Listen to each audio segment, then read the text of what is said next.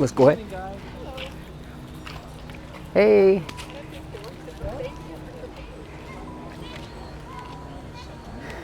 So Street Evangelism 101 continues on. We got Alan out here. Alan brought his whole family. Look at that, man. Alan, man, you're handing them out like $20 bills, man. There you go. Who's this lovely lady over here with the hat? This is my wife, Luba. Luba, come over for just 1 second. Good morning. Good morning, Luba.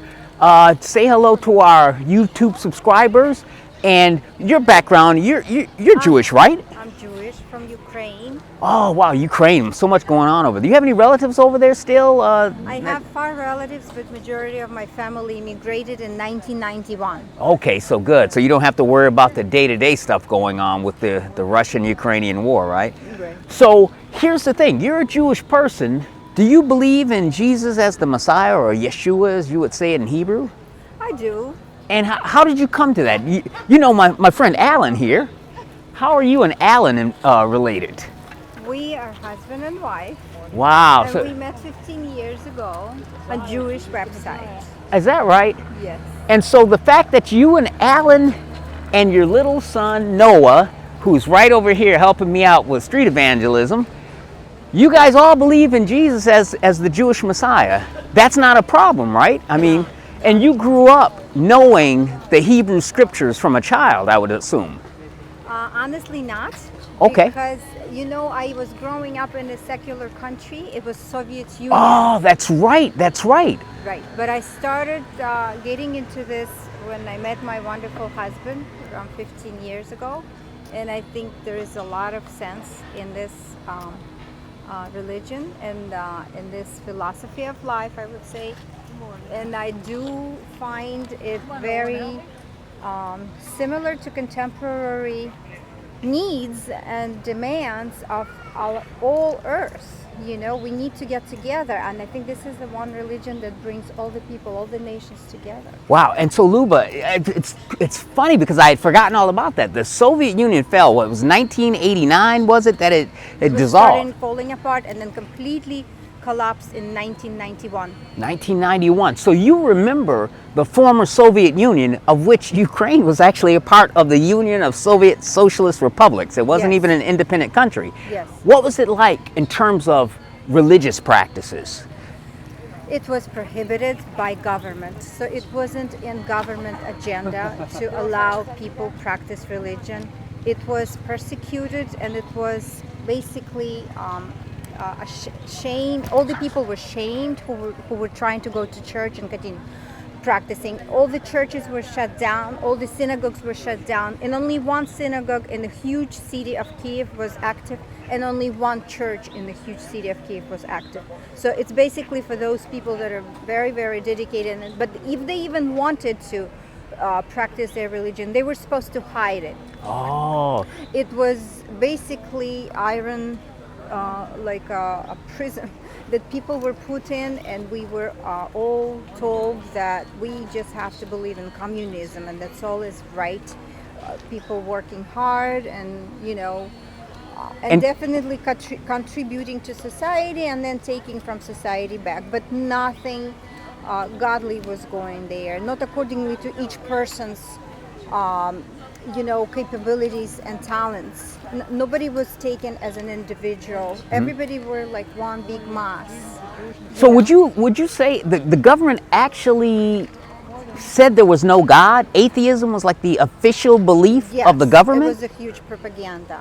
Wow. And if you did what we're doing, we're out here passing out gospel tracts saying, hey, Jesus is Lord and all that. If you had done that in Ukraine under the former Soviet Union, what would have happened? Would the police come up to you and say, don't do that? Yes. Is that right? They would. Could you get arrested for that? I'm not sure arrested, but they would definitely calm you down and tell you you have to go home and stop doing this. Is that right? Yes. Wow, man. So because Luba here looks like she's 25, but she's you know, I'm 55. She's old enough to have lived in the former Soviet Union when Ukraine was part of the Union of Soviet Socialist Republics. So Socialist Republic, and it was one of the republics. It was part of big union controlled by Russia, of course. Wow. So after the collapse of all this Soviet Union, Russia lost control of all the republics. And now, obviously, what Putin is trying to do, gain that control back, which is impossible. Everybody wants to be independent country now. And they want democracy, they want freedom, just like in the United States. They want freedom of choices, and they want to practice religion as they please. Everybody wants to be different. They don't want to be one big mass. And now that the Soviet Union has fallen, would you say there's more religious freedom in Ukraine now? Yes. What about Russia itself? Are people more free in Russia to go to church or believe? Well, yes, that's true. They became more free to go to church, but there's still totalitarian regime in the country where they're supposed to bow down to the president just like to the czar. Basically, everything president says, they have to listen, and there is no freedom of choices, and they are all oppressed. Wow. So what we're doing here, man, here in America, I don't think that we fully appreciate how awesome it is to be able to go out into the public square and talk to people about Jesus. So a lot of Christians here in America don't do it because they don't think it's that special. But where you grew up, if you had done this, you would go to jail for it. And people were in prison, right? There were Christians in Ukraine that actually were in prison and maybe even tortured. It could be. That could be. Unfortunately, I wasn't familiar with this kind of information, but I definitely remember that everybody who believed in God were supposed to hide it, and it wasn't prestigious. Even in school, we had a family whose grandmother still attended church, and the boy was bullied all the time. So it basically wasn't popular, and they were laughing and bullying those kids whose families were still affiliated somehow with one or another religion. Wow. Were godly, right? They said there is no God, absolutely, it's all not true. And it's all Marxist theory, you know, Marxist. Karl Marx, who developed all this, theory, and he and the basis of that, there was no God. So if you don't believe in God, Marxism fits in nicely.